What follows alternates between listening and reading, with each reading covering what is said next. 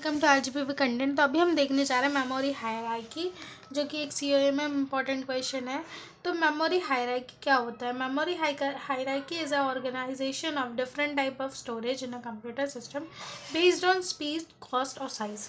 तो देखो, memory hierarchy हमने क्या किया है, ऑर्गेनाइजेशन किया है इस तरीके से कि जो कंप्यूटर में जो भी हम मेमोरी यूज़ करते हैं वो स्पीड बेस्ड है, कॉस्ट बेस्ड और साइज बेस्ड। उनको हमने क्या किया, अपर लेवल से लोअर लेवल तक अरेंज किया है। ठीक है, तो it is a arrangement so that faster and more expensive memory is close to CPU.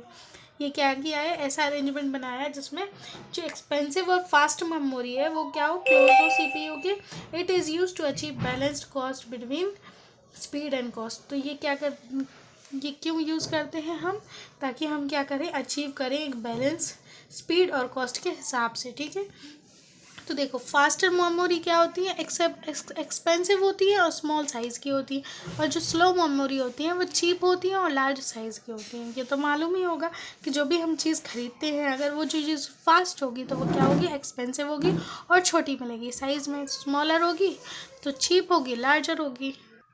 तो ये रहा हमारा, ये बहुत इंपॉर्टेंट है। इसको बनाएंगे तो आपका एक डायग्राम में फॉर्मेट में भी आपको मार्क्स मिलेंगे और साथ ही में अच्छा भी लगेगा। तो ये फर्स्ट देखो, रजिस्टर क्या है, एक फास्ट मेमोरी, इसलिए क्या है, इसकी साइज़ देखो बहुत स्लो है, बहुत मतलब छोटी है, और स्पीड क्या है, बहुत हाई है, कॉस्टली है। ठीक है, फिर उसके बाद कैचे है, कैचे की साइज़ रजिस्टर से तो बड़ी है लेकिन स्पीड भी उसकी क्या है, रजिस्टर से छोटी है।